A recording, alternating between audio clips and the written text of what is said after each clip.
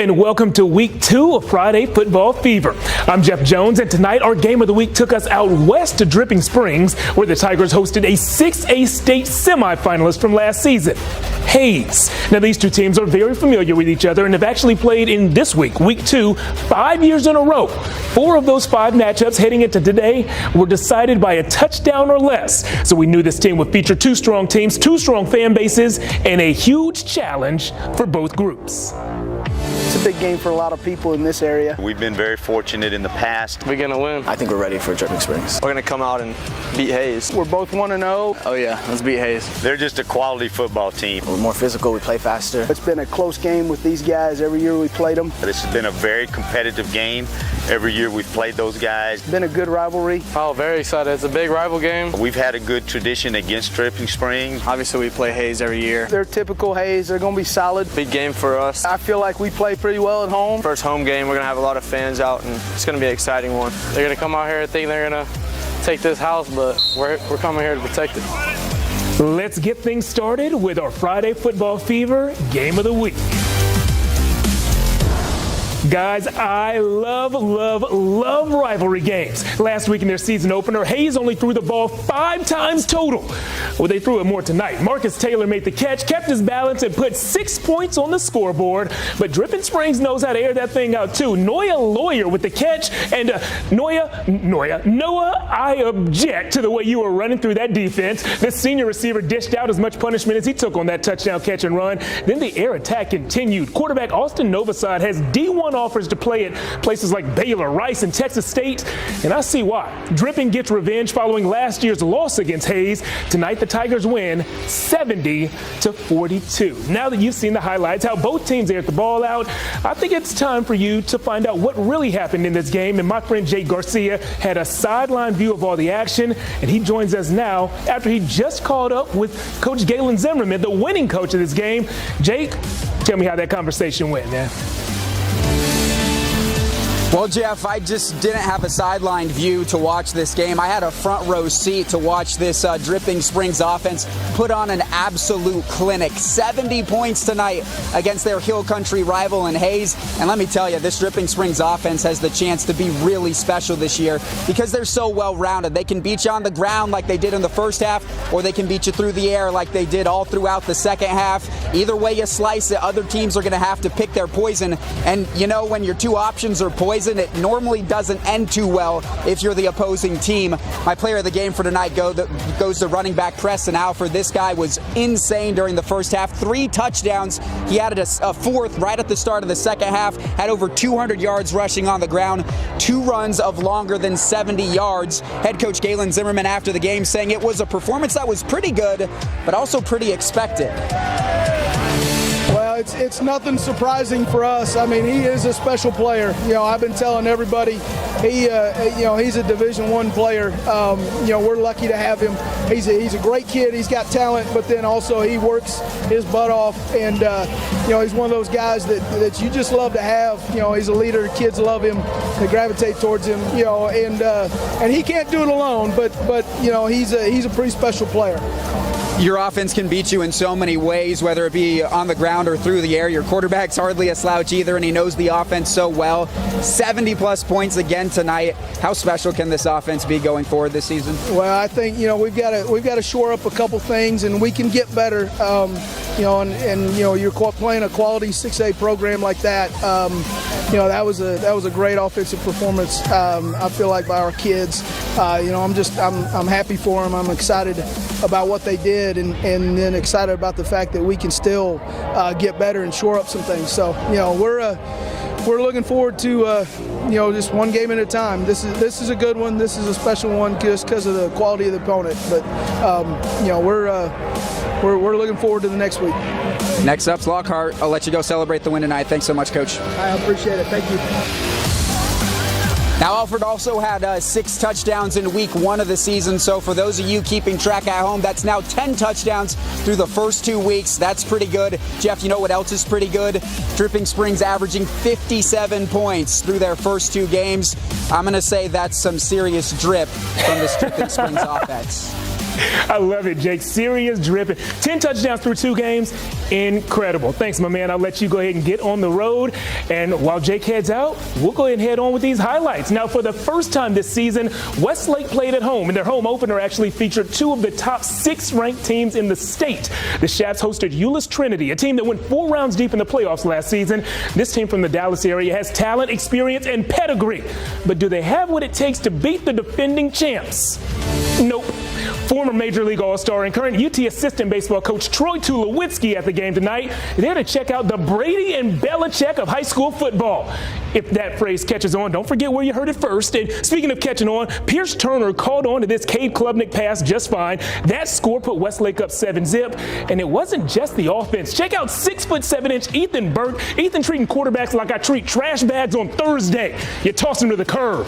Then you hope the truck arrives quietly at a reasonable time. The Chaps get win number 26 in a row. Final score in this one, 34-14. Let's go to the scoreboard for the first time today. Westwood, the Warriors get win number 1 this season, knocking off Austin High 42-27. Final score there. Stony Point struggled to keep up with Bowie, lost that one by 31 points. The Bulldogs take it 38-7, the final in that one. A couple of cross-classification games. That means 6A versus 7A. Del Valley trying to hang with Liberty Hill, but that weird Panthers offense is weird and excellent. It put up 62 points tonight, held Del Valley to just 6. And in the Cedar Bowl, that one's for my allergy lovers there. Cedar Park taking on Cedar Ridge. Cedar Park wins this one. First win of the season. Final score 29-7. All right, guys, back to the highlights. Colleen Ellison came to our area and beat one of our local teams last week.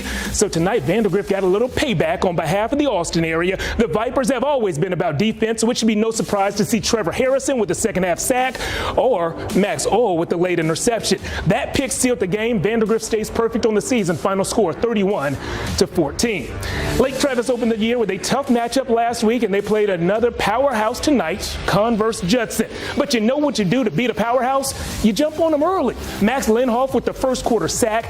Moments later came one of my favorite plays in all of football. I'm talking about a big man touchdown. After a Cavs fumble near the goal line, Seth McDaniel, the senior offensive lineman, with the recovery and the celebration that he will never forget. You earned that, Seth. You go celebrate, man. Lake Travis led by 10 then. They'd go on to win by more. The Cavs take this one 52-20. All right, back to the scoreboard for another set of scores. Lehman, the score from down south in Kyle, gets a 14-point win over McCallum. Final score there 38-28. And Manor, I see Manor get win number 1 of the season, 29-7 over Bastrop. The scores keep on coming in for us. Navarro trying to beat the guys from San Antonio and just couldn't quite do it tonight. That score just went final 65-13. And Lampasas, those Badgers, they've always put up quite a few points, and that trend did not end this evening. They beat Elgin 56-13. All right, we'll take a break from the scores and highlights for a quick moment to let you know about a project that we've been working on here at KVUE called Before the Snap. Every few weeks, we will go deep behind the scenes with one local high school program. We'll get to know the players, the coaches, the community. We'll see everything that team does before the snap. That's exactly what we did recently with Liberty Hill. Good.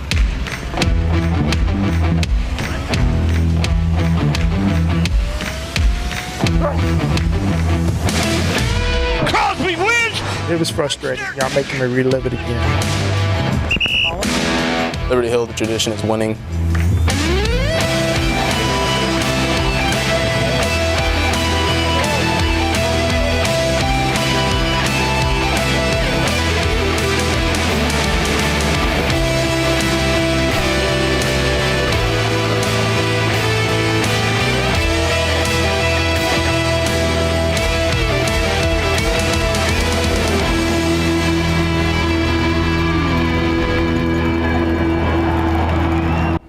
Guys, I can tell you a lot of time and a lot of hard work went into that, and it turned out great. I'm biased, but it turned out great. You can see that full 20-minute behind-the-scenes look at the Panthers program right now on KVUE's YouTube page or on my Twitter page at Jeff Jones Sports. We have dozens more scores and highlights straight ahead.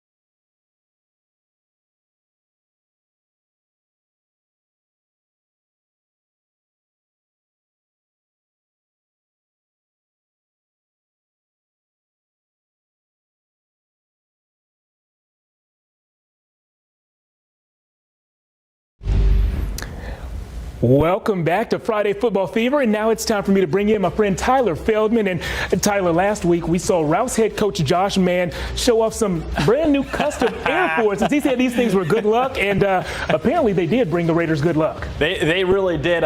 His team had good luck. His quarterback, Mason Shorb, also had good luck, throwing for 5 touchdowns, nearly 400 yards, and the big kicker, no interceptions. That's a pretty good day. Let's see if Mason could actually recapture that magic tonight against Anderson.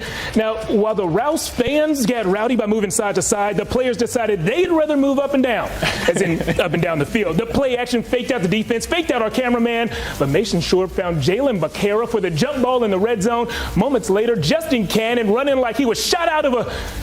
That's too easy. The young man scored there. Anderson, though, had their own talented running back who was running like he was shot out of a cannon.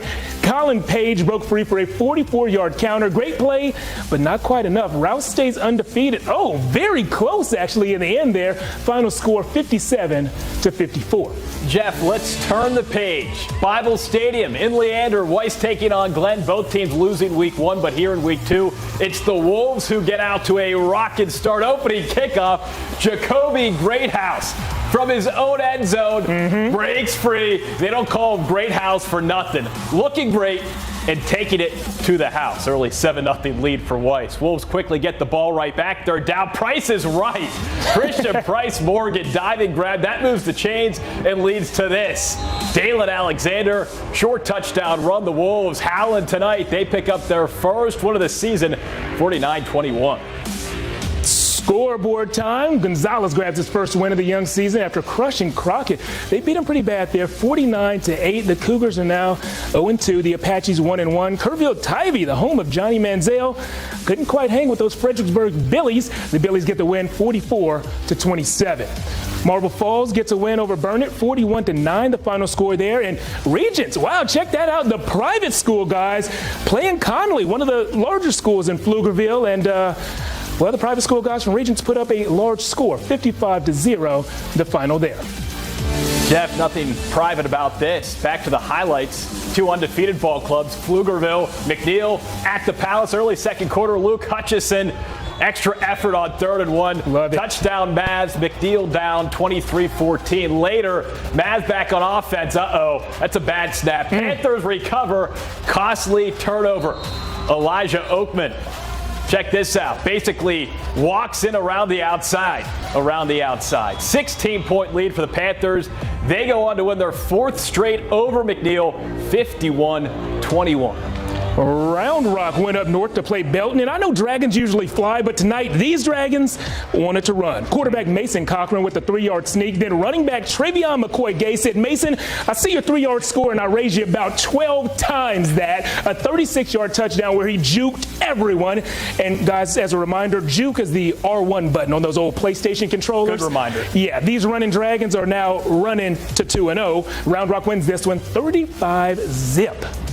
Let's fly back to the big boards. Big time win for LBJ on the road tonight, taking down Parish Episcopal up in Dallas, 44-42 with the win. The Jags remain unbeaten, now 2-0. And how about Canyon Lake earning its first win, 31-14 over LaGrange. Leopards fall to 1-1 with the loss. Elsewhere, Cuero takes care of Wimberley 21-3. Wow. Gobblers now 2-0. Texans 1-1. And the Knights of Columbus, the Cards actually, taking care of business, beating the Buffaloes 44-14. Columbus 2-1. Giddings 0-2. Those Giddings Buffaloes, they'll put it together at some point. They'll figure it out. Yeah. You know who has already figured it out, though? Are the guys in the stadium who are making all the noise and getting all the fans on their feet. Of course, I'm talking about the bands. We've heard many bands so far this season, just 2 weeks in. Play loud and play proud. And tonight, we want to honor Anderson as our Friday Football Fever Band of the Week.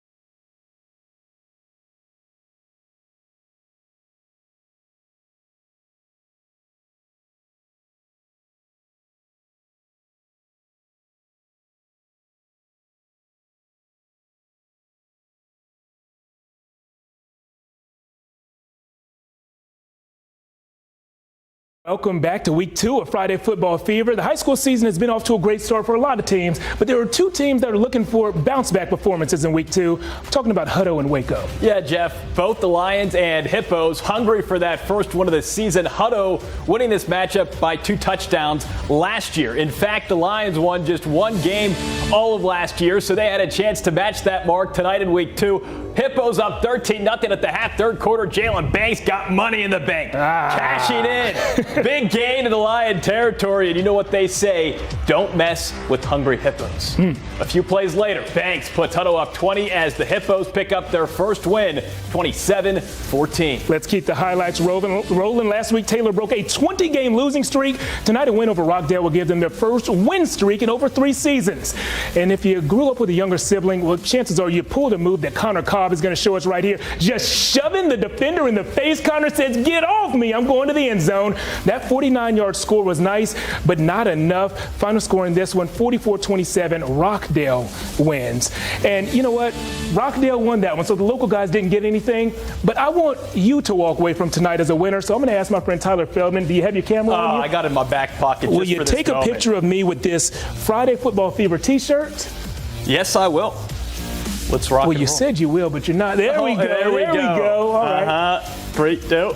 Boom. Boom. I'm going to post that on my social media pages, Facebook, Instagram, and Twitter, at Jeff Jones Sports. If you comment and follow me on that platform, you've entered for a chance to win one of these. I'm sending out 2 per platform. Go ahead and log on right now and like me, follow me, comment. We'll catch you up on more scores and highlights right after this.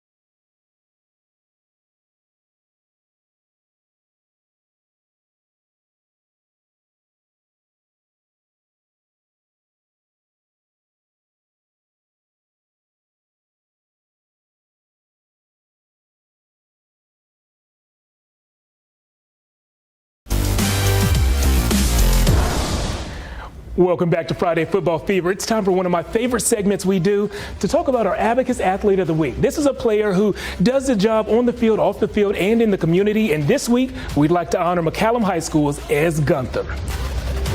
Hey guys, I'm actually looking for Ez Gunther. If he could please come up here. Ez?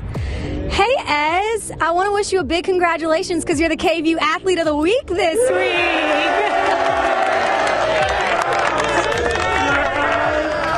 You know, Coach actually nominated you. How are you feeling about that? I mean, was not expecting that, to be real, but I mean, I couldn't do it without these guys. I mean, they're out here just as hard, working as hard as I am, and they push me every day. So it's all thanks to them, really. What do you guys think of Ez's performance on the field? Is he great or what?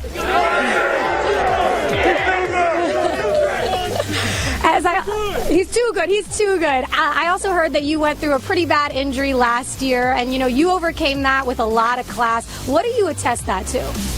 I mean, Coach G makes an emphasis on, you got to eat, you got to have effort, accountability, and toughness every single day. And I just came in with that mindset and just one day at a time, let's get better and get back on the field. That was it. Well, we're so happy to have you as our athlete of the week. I know these guys are happy to have you on their team. We got you a plaque there and everything. Y'all give your boys some love.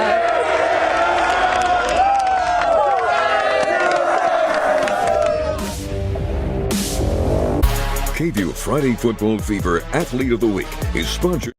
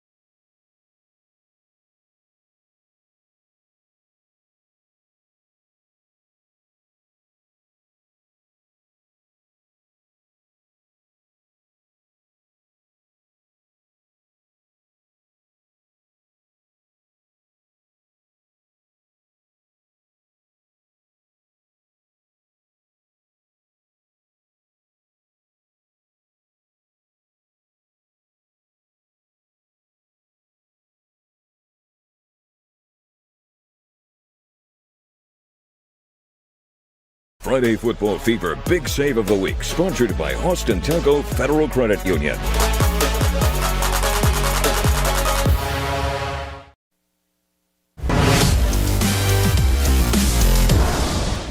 Welcome back to Friday Football Fever. He's Tyler, I'm Jeff, and guys, every week we see plenty of plays that are worth watching 3, 4, 5, 6, 7 times. 8, yeah. Tonight we picked out 3 of our favorites as our Austin Telco Big Save of the Week nominees. Let's show you what we're working with, and we kick things off with an opening kickoff. Tonight at Bible Stadium, Weiss won the toss, and they didn't just elect to receive, they elected to score. Jacoby, great house, more like great vision, great speed, great start for the Wolves. Jacoby, fantastic play, young man. And Jeff, I know it's Friday, but we need to sprinkle in a little throwback Thursday because of this play right here. Jesse Medina telling those Lions of Lockhart, catch me if you can. Oh, they can. Movie. And then Johnson Jr. hits Ethan McAllister home alone in the end zone, 27-yard touchdown. Heck of a passing catch for the score. Jags win big, 56-8. Home alone, a reference to his cousin Kevin? Yes, Kevin! All right, our last nominee comes from Dripping Springs, Austin Novosad to Noah Lawyer. And Noah, check it out. Wow. The 6'5" receiver used reach, strength, and good old-fashioned want to find the end zone. The Tigers win our game of the week, and they are 2-0 this season. Now that you guys have seen the nominees, it's time for you to let us know which play is your favorite. You do that by going to my Twitter page at Jeff Jones Sports. In about 10 minutes, I'm going to post a poll with all of those plays. 10 minutes? 10 minutes. Okay. Ish. Give me a little leeway there. We're going to add up all of your votes and re-air the winning play Tuesday right here on KVUE. For Tyler, for all of our photographers, for our producers and directors in the booth, I'm Jeff Jones. Thank you for watching. We'll see you tomorrow when we're talking about the Longhorns. On day one, Union Home Mortgage made a